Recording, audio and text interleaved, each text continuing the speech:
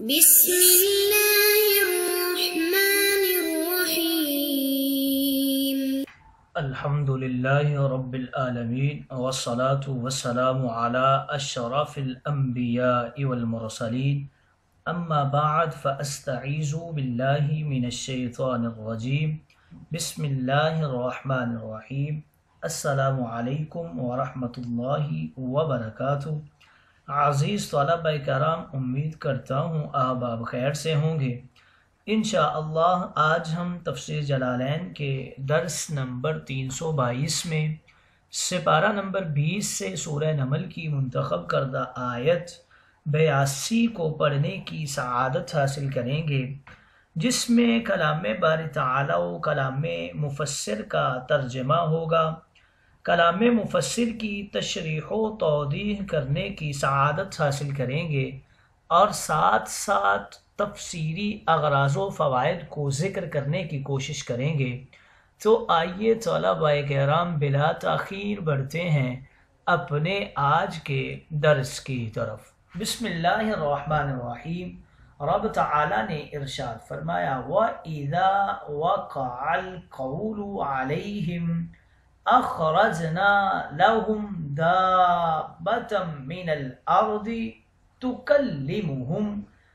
ان الناس كانوا بآياتنا لا يوقنون۔ اور جب ان پر وعدہ ثابت ہو جائے گا، یعنی عذاب کا وعدہ ثابت ہو جائے گا بئی طور کے من جملہ کفار کے ان پر بھی عذاب نازل ہو جائے گا، تو ہم ان کے لیے زمین میں سے ایک جانور نکالیں گے جو ان سے باتیں کرے گا۔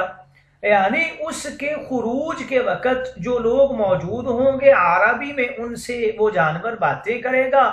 وہ ان سے من جملہ اپنے دیگر کلام کے ہماری طرف سے حکایت کرتے ہوئے کہے گا لوگ ہماری باتوں کا یقین نہیں کرتے تھے، یعنی کفار مکہ۔ اور ایک قراءت میں ان کو فتح کے ساتھ پڑھا گیا ہے با کی تقدیر کے ساتھ، تکلمہم کے بعد، یعنی قرآن پر یقین نہیں رکھتے تھے جو کہ بعث اور حساب اور عقاب کی خبروں پر مشتمل ہے، اور اس کے خروج کے بعد امر بالمعروف اور نہی عن المنکر کا وقت ختم ہو جائے گا، اس لیے کہ اس وقت عمل کا کوئی فائدہ نہیں ہوگا۔ انا کے بعد کوئی کافر ایمان نہیں لائے گا، جیسا کہ اللہ تعالیٰ نے نوح علیہ السلام کی طرف وحی بھیجی یہ کہ تیری قوم میں سے اب کوئی ایمان نہیں لائے گا سوائے ان کے جو پہلے ایمان لا چکے ہیں۔ آئیے طلبہ کرام ترجمہ کے بعد بڑھتے ہیں آج کے درس کی تشریح و توضیح کی طرف۔ اللہ رب العزت نے ارشاد فرمایا اور جب ان پر ہمارا قول واقع ہو جائے گا تو ہم ان کے لیے زمین میں سے ایک جانور دابۃ الارض نکالیں گے جو ان سے کلام کرے گا،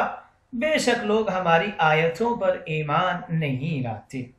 اس آیت میں فرمایا اور جب ان پر ہمارا قول واقع ہو جائے گا، اس کی تفسیر میں علماء و مفسرین کرام متعدد اقوال کرتے ہیں۔ قتادہ نے کہا کہ اس کا معنی جب ان پر ہمارا غضب واقع ہو جائے گا۔ مجاہد نے کہا اس کا معنی جب ان کے متعلق ہمارا یہ قول ثابت ہو جائے گا کہ وہ ایمان نہیں لائیں گے۔ حضرت ابن عمر اور حضرت ابو سعید خدری رضی اللہ تعالی عنہم نے کہا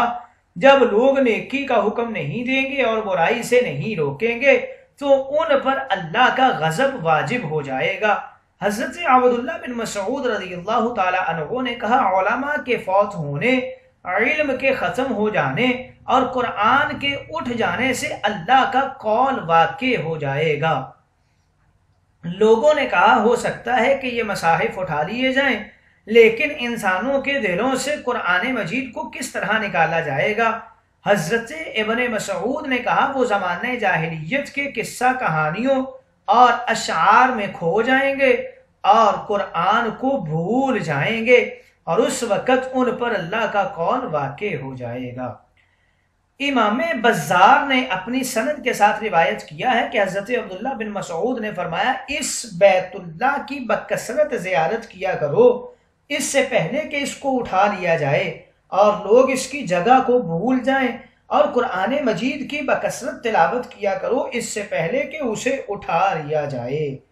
بعض علماء نے کہا قول واقع ہونے سے مراد یہ آیت ہے وَلَوْ شِئْنَا لَآتَيْنَا كُلَّ نَفْسٍ هُدَاهَا وَلَكِنْ حَقَّ الْقَوْلُ مِنِّي لَأَمْلَأَنَّ جَهَنَّمَ مِنَ الْجِنَّةِ وَالنَّاسِ أَجْمَعِينَ،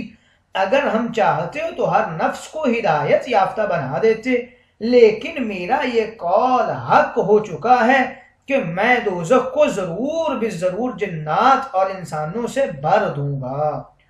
پس قول کا واقع ہونا ان لوگوں پر عذاب کا واجب کرنا ہے،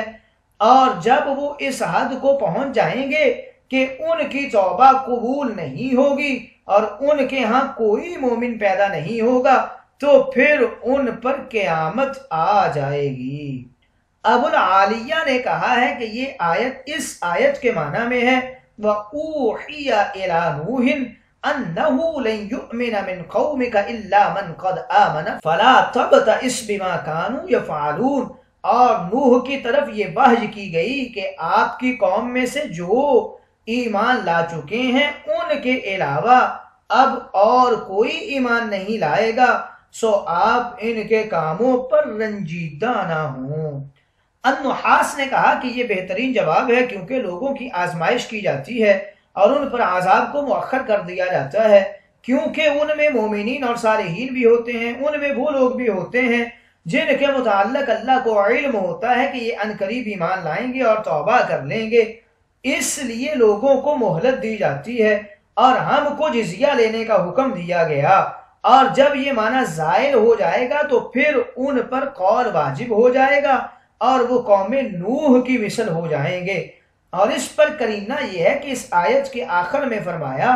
بے شک لوگ ہماری آیتوں پر ایمان نہیں لاتے۔ ان تمام اقوال کا خلاصہ یہ ہے کہ جب ایمان لانے والے نہیں رہیں گے تو اللہ رب العزت کا قول واقع ہو جائے گا اور قیامت آ جائے گی۔ اس کے بعد رب تعالیٰ نے ارشاد فرمایا اخرجنا لهم دابة من الارض تکلمهم ان الناس كانوا بآیاتنا لا یوقنون،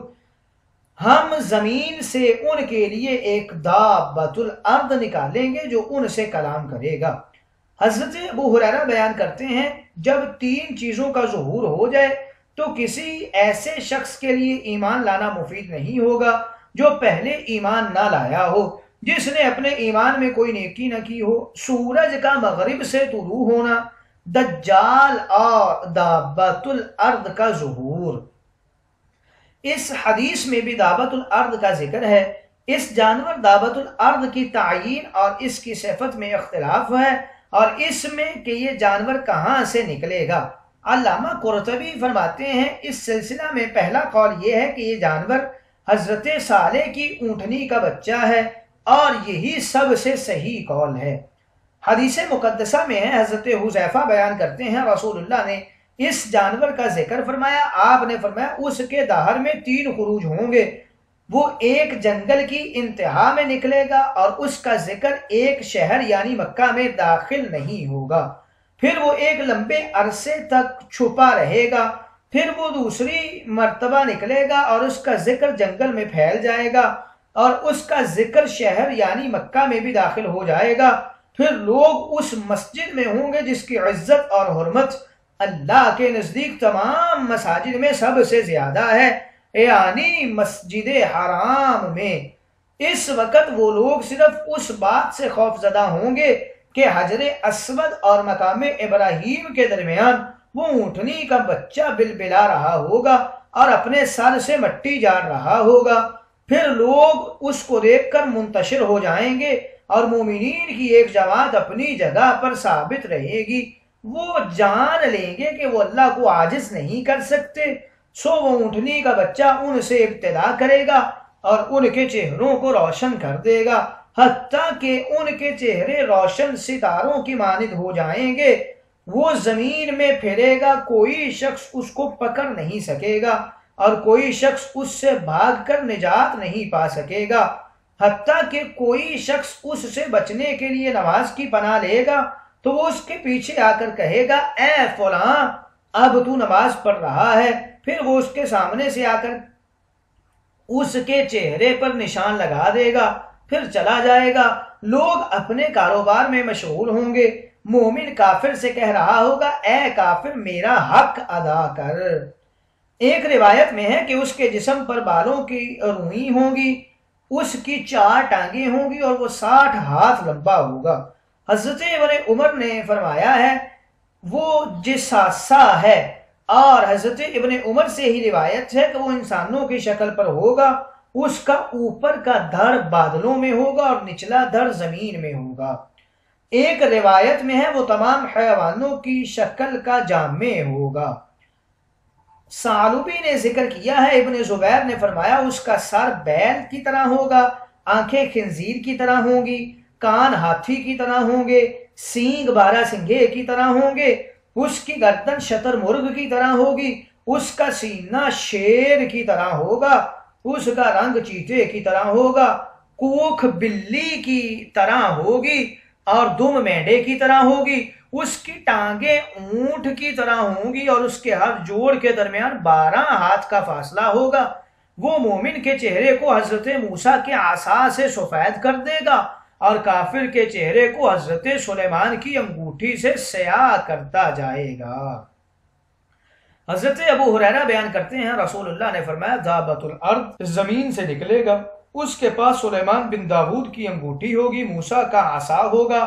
وہ مومن کے چہرے پر عصا مار کر اس کو روشن کر دے گا اور کافر کی ناک پر چونچ پر انگوٹھی سے نشان لگا دے گا، حتیٰ کہ گھروں سے نکل کر لوگ اس کے گرد جمع ہوں گے، وہ کہے گا یہ مومن ہے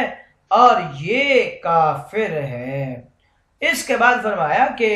وہ دابۃ الارض ان سے کلام کرے گا، بے شک لوگ ہماری نشانیوں کا یقین نہیں لاتے۔ اس آیت کا مطلب یہ بھی ہو سکتا ہے کہ دابۃ الارض لوگوں سے یہ کہے گا کہ لوگ ہماری نشانیوں پر ایمان نہیں لاتے، وہ اللہ کی نشانیوں کو ہماری نشانیاں اس اعتبار سے کہے گا کہ وہ اللہ رب العزت کی نمائندگی کر رہا ہوگا، یا پھر اس کا یہ معنی بھی بن سکتا ہے کہ وہ دابۃ الارض لوگوں سے کلام کرے گا، جیسے احادیث میں وارد ہے، وہ کہے گا سنو یہ مومن ہے، سنو یہ کافر ہے، اور جو یہ فرمایا جا رہا ہے کہ بے شک لوگ ہماری نشانیوں پر ایمان نہیں لاتے، یہ ابتداءً اللہ تعالیٰ کا کلام ہے، یعنی چونکہ لوگ اللہ پر ایمان نہیں لاتے، اللہ نے قرب قیامت میں زمین میں سے ایک عجیب و غریب جانور نکالا جو لوگوں سے باتیں کرتا تھا، یہ ایک واضح اور کھلی ہوئی نشانی تھی، لیکن قرب قیامت میں اس نشانی کو دیکھ کر ایمان لانا اب مفید نہیں ہوگا۔ آئیے طلبہ کرام تشریح کے بعد بڑھتے ہیں اغراض و